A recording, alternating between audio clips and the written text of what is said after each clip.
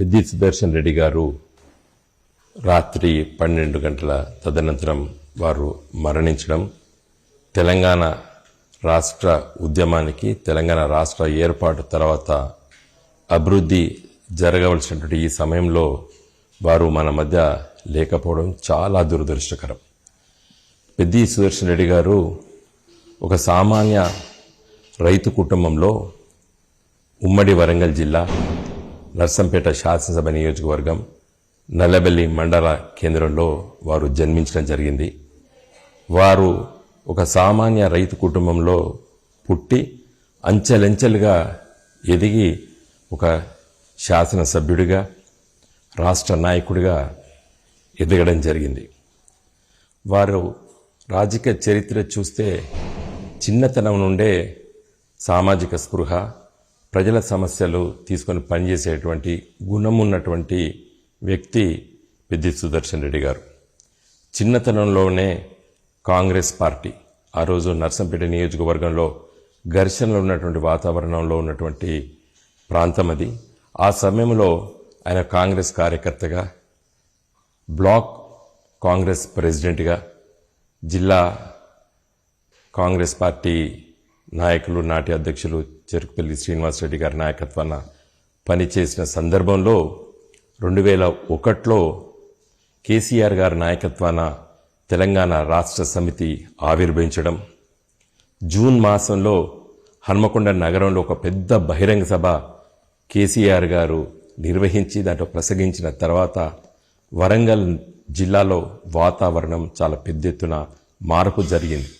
అదే సందర్భంలో తెలుగుదేశం పార్టీ నాడు పంచాయతీరాజ్ ఎన్నికలు ప్రకటించడం, జూన్ జూలైలో జరగబోతున్నటువంటి ఆ జెడ్పీటీసీ ఎన్నికల సందర్భంలో వారు కాంగ్రెస్ పార్టీ నుండి పోటీ చేసేటువంటి ఆలోచన చేసే సందర్భంలో బియ్యాల జనార్దన్ రావు గారు, ప్రొఫెసర్ గారు, అదేవిధంగా సహోదర్ రెడ్డి గారు, సీనియర్ న్యాయవాది వరంగల్లో, వారు ఇద్దరు వెళ్లి సుదర్శన్ రెడ్డి గారికి తెలంగాణ ఉద్యమంలో పోటీ చేయాలని చెప్పినప్పుడు వారు ఎలాంటి సంకోచించకుండా టీఆర్ఎస్ పార్టీ ఆ రోజు రైతు నాగలి గుర్తుపైన వారు పోటీ చేసి బ్రహ్మాండమైనటువంటి విజయం సాధించారు.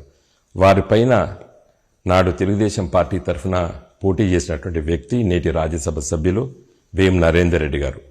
రేవంత్ రెడ్డి గారికి ముఖ్య సలహాదారు ఉన్నటువంటి వేం నరేందర్ రెడ్డి గారు నాడు పెద్ది సుదర్శన్ రెడ్డి గారు జెడ్పీటీసీ నల్లబెల్లి పోటీ చేసినప్పుడు వారి చేతిలో వారు ఓడిపోవడం జరిగింది. తదనంతరము 2004లో పార్లమెంట్ శాసనసభ ఎన్నికలు జరుగుతున్న సందర్భంలో నర్సంపేట శాసనసభ నుండి టీఆర్ఎస్ పార్టీని గెలిపించడం లోపల ఒక గొప్ప పాత్ర పెద్ది సుదర్శన్ రెడ్డి గారు నిర్వహించడం జరిగింది.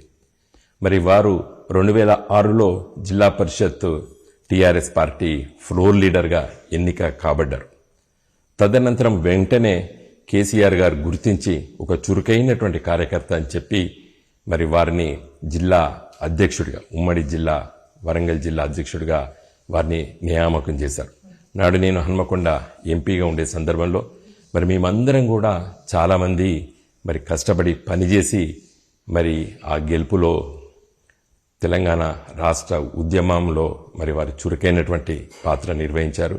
2009లో నాడు తెలంగాణను ప్రకటించి కాంగ్రెస్ పార్టీ మోసం చేసిన సందర్భంలో వరంగల్ జిల్లాలో, ఉమ్మడి వరంగల్ జిల్లాలో ఉధృతంగా రోజువారీ కార్యక్రమాలు తీసుకొని ఒక మిలిటెంట్ కార్యకర్తగా పెద్ది సుదర్శన్ రెడ్డి గారు పనిచేయడం జరిగింది.